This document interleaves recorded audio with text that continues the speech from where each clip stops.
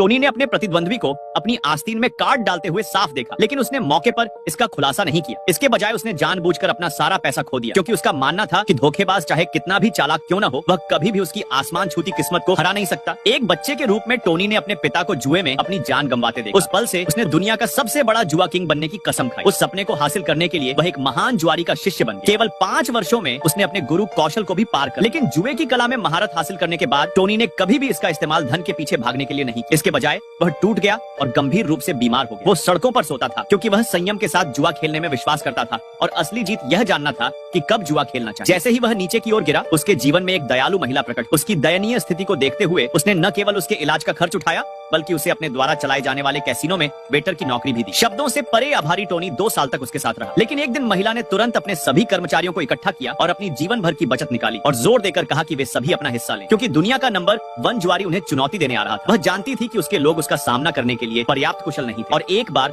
जब मार्क ने एक कैसीनो को हरा दिया, तो उसने कभी भी किसी को नहीं छोड़ा, हमेशा व्यवसाय को बंद करने के लिए मजबूर किया। यह सुनकर सभी ने उसके पैसे लेने से इनकार कर, चाहे कुछ भी हो, कैसीनो के साथ खड़े रहने की कसम खाई। लेकिन तभी टोनी अप्रत्याशित रूप से आगे बढ़ा और ढेर से 3000 लेकर अपनी जेब में रख। दूसरों ने तुरंत उसे डांटा, उसे कृतज्ञ कहा, लेकिन महिला ने उन्हें रोक दिया, कहा कि हर किसी का अपना रास्ता होता है। इस बीच मार्क पूरे जोश में कैसीनो में पहुंचा, अपने साथ 5 मिलियन नकद लेकर आया। उसने अहंकार से महिला के सभी बेहतरीन जुआरियों को एक साथ आमने सामने आने के लिए आमंत्रित किया। यह सुनकर कैसीनो में